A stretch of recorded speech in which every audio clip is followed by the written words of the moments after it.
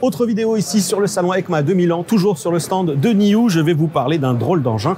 Il s'agit de la SQI, une moto qui pour l'instant est là pour prendre un petit peu la température. Je vous explique tout de suite dans cette vidéo. Mais avant cela, je vous invite à vous abonner à la chaîne YouTube de Clean Rider. Si ce n'est pas déjà fait, cochez la petite cloche des notifications parce que je vous le dis, on va vous en faire des vidéos ici sur le salon 2000. Allez, c'est parti, on bascule sur la présentation de cette SQI. Et c'est parti pour la présentation plus en détail de cette moto SQI qui, comme vous le voyez clairement, un style bien particulier. Alors sachez que la SQI, en fait, elle est d'ores et déjà disponible sur le marché chinois. Elle est exposée ici à Milan, clairement parce que NIO a bien en tête de l'importer sur le marché européen et donc sur le marché français. Toutefois, d'ici là, si la commercialisation potentiellement est évoquée pour l'horizon 2024, second trimestre 2024, eh bien, ça passera par une évolution assez significative de la puissance de son moteur roue qui est annoncé ici à 400 watts et qui sur notre marché en fait passerait sur une puissance d'au moins 1500 watts. Clairement, les gens de chez NIO ici espèrent atteindre la puissance de 2000 watts pour des raisons évidentes de bonus, mais pour l'instant, on n'a pas plus d'informations. La suite des caractéristiques techniques ne changerait pas. En revanche, c'est un véhicule qui est dédié à un usage urbain, donc vitesse maximale de 45 km/h et l'autonomie annoncée serait de 95 km. Ça ne changerait pas.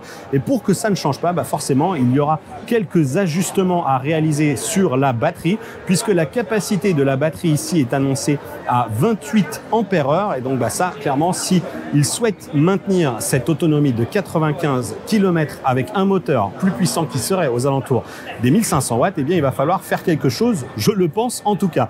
La partie ici que l'on voit de la structure, juste là, du cadre, c'est assez intéressant parce que, si j'en crois ce qu'on nous est écrit ici, le cadre est tout simplement conçu en magnésium. Et donc, c'est plutôt une bonne nouvelle pour cette petite moto. Je n'ai pas le poids de la moto en elle-même. En revanche, j'ai le poids de la batterie qui serait de 9,5 kg. Donc batterie, comme je le disais, qui devrait atteindre une autonomie de 95 km. Les dimensions de cette moto, elle mesure 1,05 m de haut, 1,84,6 m exactement de long et 72,3 cm de large. Comme vous pouvez le voir, on est clairement ici sur une petite moto à usage solo, j'ai envie de dire. On n'a pas de siège pour un second passager. En même temps, vu le niveau de puissance attendu, c'est pas plus mal comme ça, j'ai envie de dire. L'éclairage ici, le phare rond à LED qu'on identifie très bien, donc c'est la signature lumineuse de NIO. On sera aussi sur une moto qui sera livrée avec une clé sans contact. Là aussi, c'est assez classique sur tout ce qui est deux roues électriques chinois. C'est vrai qu'ils ont souvent soit de la clé sans contact, soit du badge NFC. Donc là, ça fait un peu les deux. On a tout simplement la limitation, la vitesse, l'heure et ici le niveau de pourcentage de batterie. Et si j'en crois le e-save qui est indiqué ici, je pense qu'on aura deux modes de conduite. Voilà, non, en mode démo, ça ne change pas. Commodo, klaxon qui fonctionne, les clignotants qui fonctionnent également et qui font quand même un bruit pas très élégant. On espère clairement que ça va disparaître sur la version européenne. Regardez si c'est pas joli. Non, ça clairement, c'est pas possible pour notre marché. Les feux de détresse, néanmoins, ça aussi, c'est plutôt une bonne nouvelle. Et regardez, en fait, elles sont juste là, les commandes pour changer les modes de conduite. Donc, pour passer du mode e-save au mode dynamique, au mode sport, c'est avec cette petite commande, donc accessible directement ici à côté de l'accélérateur.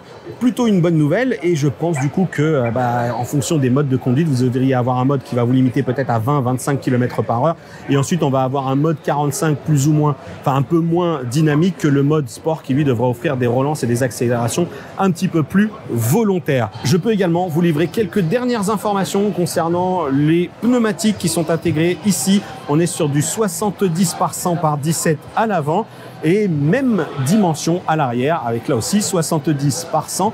Et vous le voyez, là ici, on est sur le moteur roue avec le disque de l'autre côté.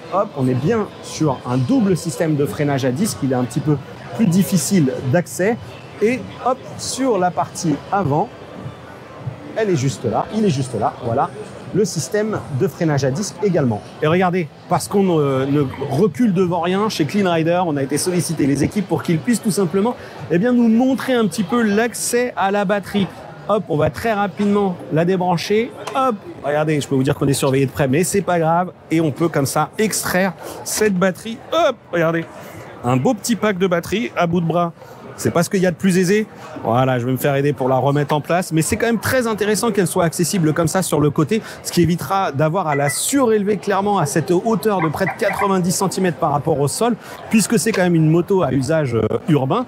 On peut se dire que l'autonomie ne sera pas exceptionnelle, mais en tout cas, l'accès ici à la batterie est plutôt réussi, verrouillé comme vous l'avez vu. Il faut faire un appui long sur la clé, enfin sur le badge, et ça déverrouille la trappe. Voilà. Plutôt malin. Voilà pour l'essentiel des informations que je pouvais vous partager pour l'instant sur cette drôle de moto électrique. Et tout l'intérêt ici est bien de me présenter au guidon, c'est qu'on avait quelques petits doutes sur la position de conduite et finalement c'est pas si mal. J'ai l'impression que ça s'annonce déjà assez maniable. En tout cas, c'est sûr, ça va être un objet assez curieux dans le paysage urbain. Un véhicule électrique, encore une fois, NIU ose, tente, sachez-le, cette moto elle est d'ores et déjà disponible en Chine. Et pour nous, pas plus d'informations, si ce n'est que ça pourrait débarquer d'ici le début de l'année prochaine, 2024, premier ou second trimestre, pardon. Bref, affaire à suivre. Encore une fois, pour tout savoir sur le salon EICMA 2000 ans et pourquoi pas l'arrivée de cette moto ici, SQI de NIU, je vous invite encore une fois à nous suivre sur nos réseaux sociaux, mais aussi sur notre site internet et notre page YouTube, notre chaîne YouTube, bien évidemment. Je vous dis à bientôt pour une prochaine vidéo sur Clean Rider. Ciao!